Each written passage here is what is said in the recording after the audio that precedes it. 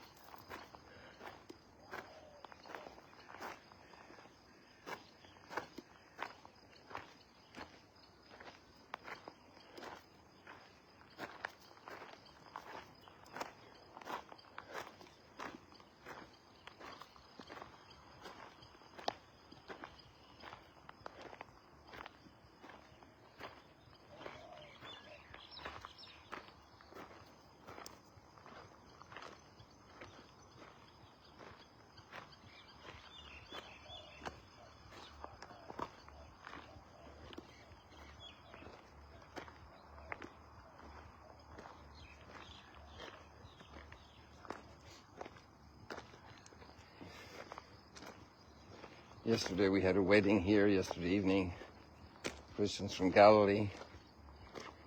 Then we had an extraordinary event with, I would say, over 40 young people, college kids, young people, professionals from over Galilee that came here to meet the seminarians, all because of one influencer who has a lot of followers, and they were in contact, and it was an incredible evening of encounter. They had a bit of dinner together, and then they spent an hour in adoration here in Ducanaltum. It was amazing. They shared a lot about their life, about their experience, get to know each other. It was really wonderful.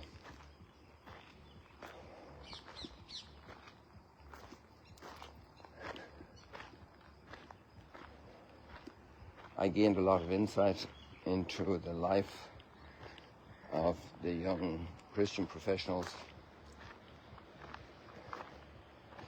This particular group were all Arabic speaking, so they're Israelis, who are Arab Israelis. And they're living here in a population that for them is a double minority.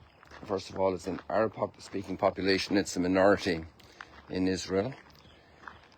And minority populations anywhere in the world always have some issues to deal with.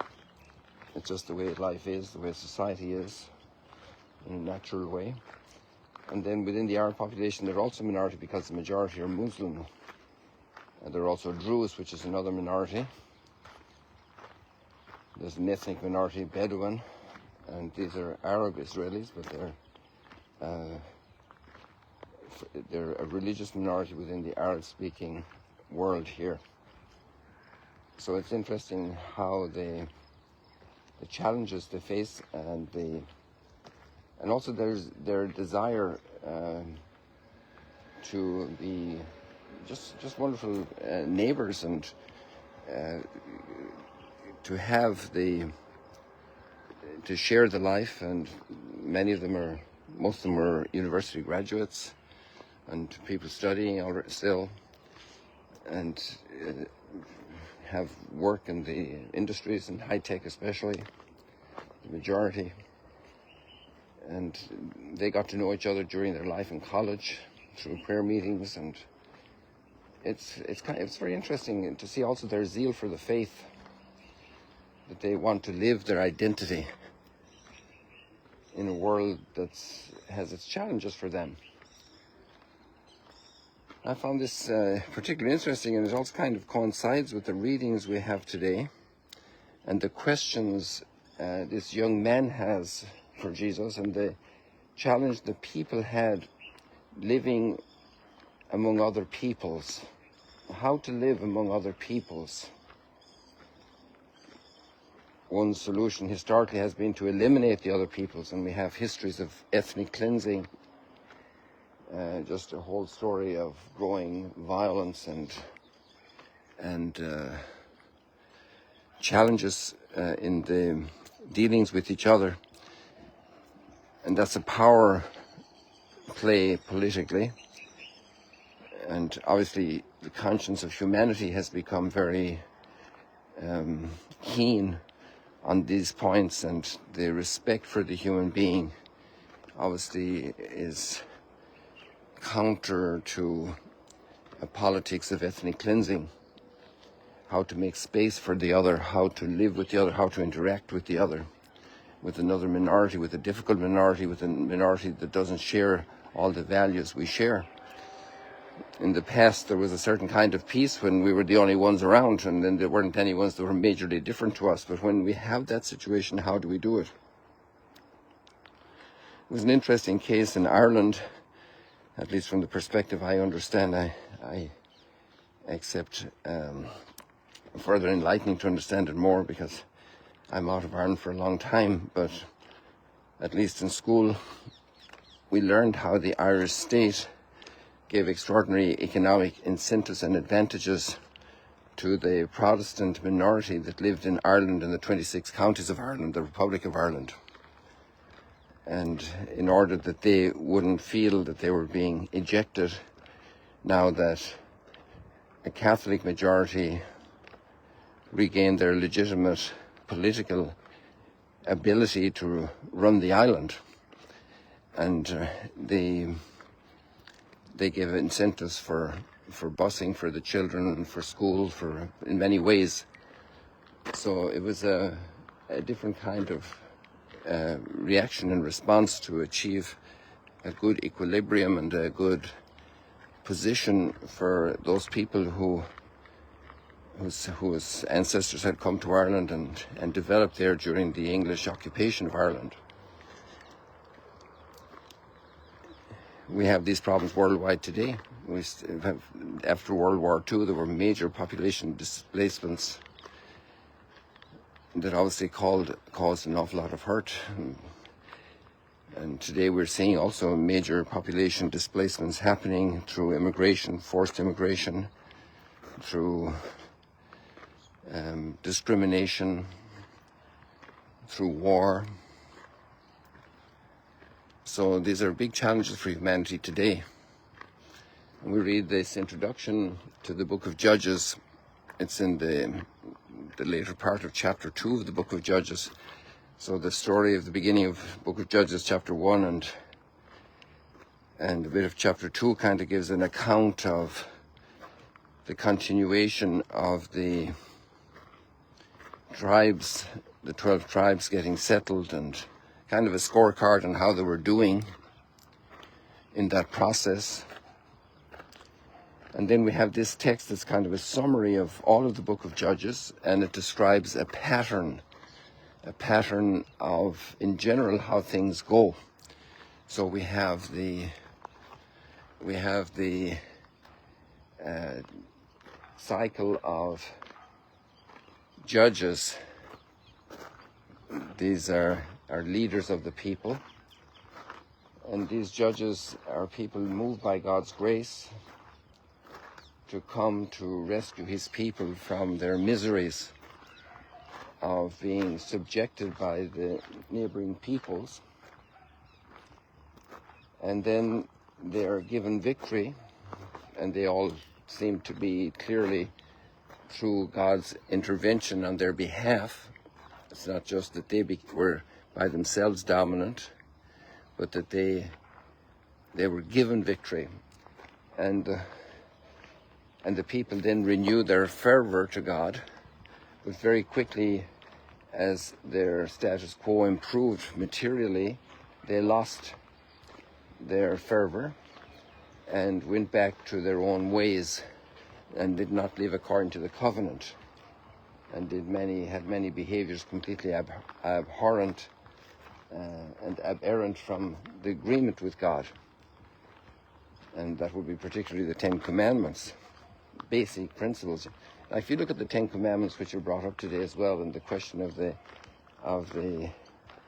young man who wants to ask Jesus what he needs to gain eternal life, well, one of them is do not kill. Another one is do not steal. Another one is do not lie.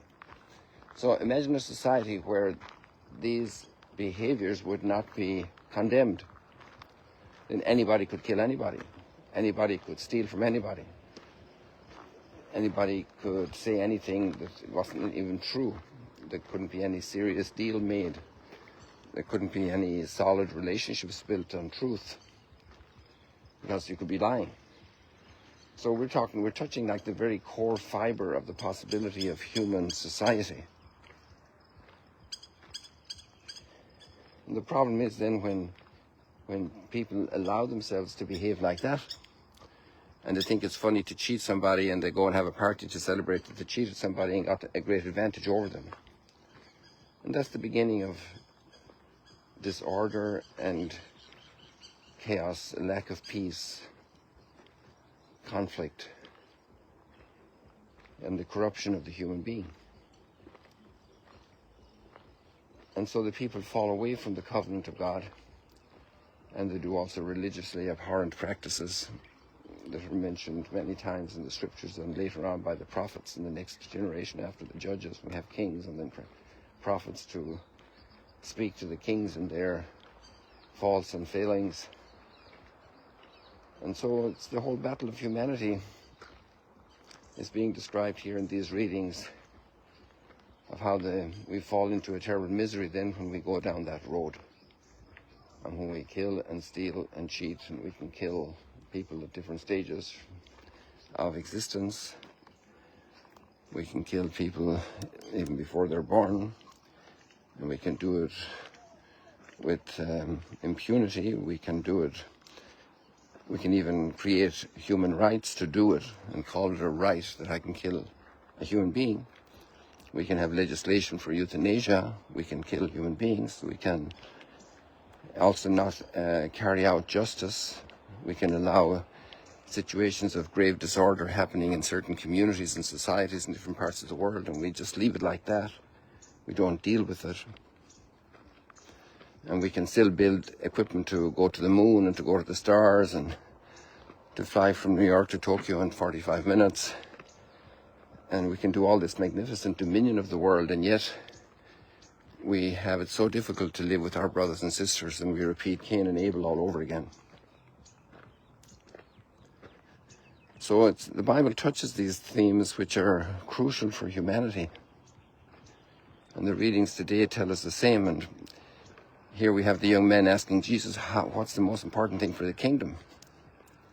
A young man, a young person. The young person, the child, the teenager, the young adult that's beginning business. How do you do it? Do you follow the line of cheating? Do you skip your taxes? Do you, how can you con others? How can you dominate others? And the very successful businesses are the ones who ask, how can I serve others?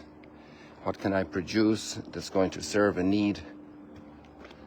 How can I develop something new that can increase the dominion of the human being and the things of the earth? Like AI, for example, is an extraordinary instrument of dominion, and some people have gone out there to develop it, and lots of people are working in that area. Right now, all these kids who were here last night are working in an area of economy that didn't exist 30 years ago, but people developed it. There's so many opportunities to develop. We don't have to steal and cheat. We don't have to lie and covet our neighbor's goods and destroy. Oh, it's the kind of world we want. And then the education of the youth to be able to do this, the role of grandparents, and especially parents, but also grandparents telling stories. Grandparents are great for telling stories to children, and the stories can have great points, make great points in order to bring out these values of life, to help children appreciate more than chocolate and more than fun and more than self-centered attention, to